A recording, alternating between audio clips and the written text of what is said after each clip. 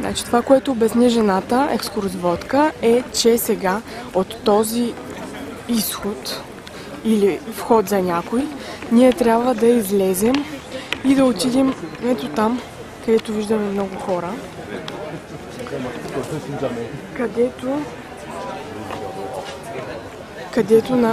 откъдето най-вероятно ще започне и нашата обиколка вътре в синята джамия. Както се вижда тук, има един парк с много зелена растителност. Много е красиво.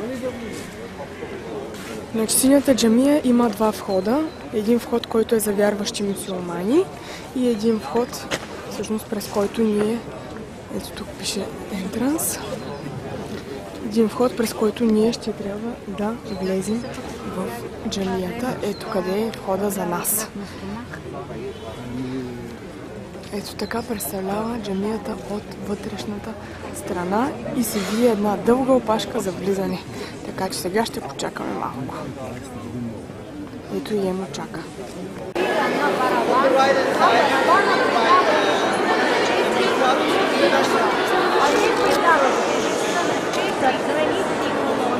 С диаметър 5 метра. В джамията има 260 прозореца, но оригиналните витражи не са се запазили. Те са били подарък от венецианската сеньорита. Обърнете внимание, стените са покрити с фаянсови плочени гейски от 17 век.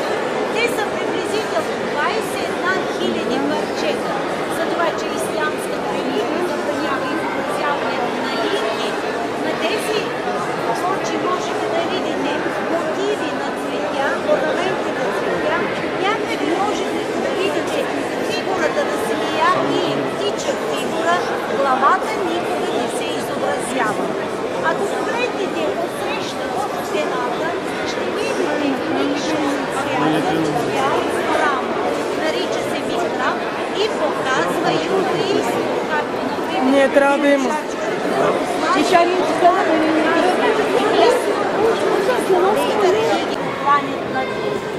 Ако ви е интересно, мога да ви разкажа малко за 5-те догми в ислямската религия, на които се опира религията.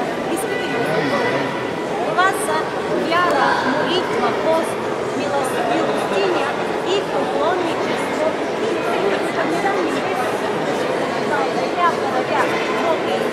той е Аллах и неговия пророк е Мухамед.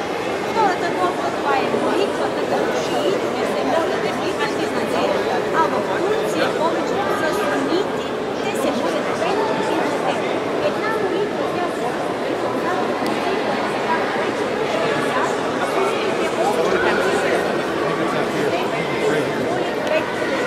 например, ако са пуснали една молитва, то по време на следващата молитва могат да ги помолят тези пропуснати цифри.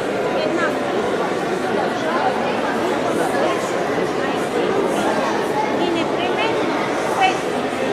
Молят 5 и всяко.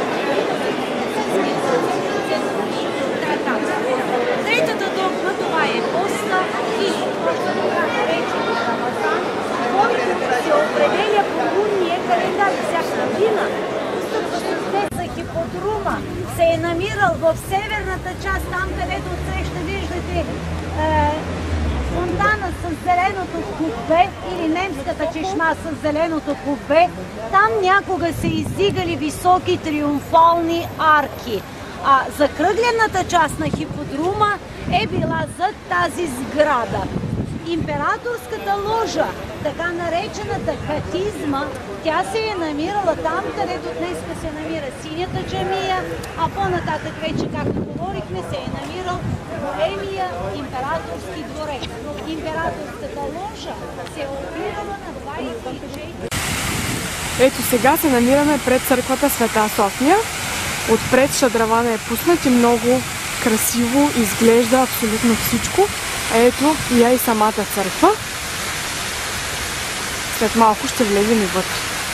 Ето пак отново шадраваните, има пейки за хората и много красива зеленина. И в градинката. Тук вече вътре сме в Света София. Е била построена по времето малко реставрация. Константин Велики Констанс през 360 година във формата на базилика с дървен покрив. След известно време императрица Евдокия е искала да издигне своя паметник пред тази църква. С това, разбира се, не се е съгласил архиепископ Йоан Златоуст. И император Аркадий, за който всички историци пишат, че е бил малоумен, изпратил архиепископа на заточение в град Токат, където той е починал. След неговата смърт, неговите привърженици са възстанали и са подпалили първата църква. Значи втората църква или втория храм е бил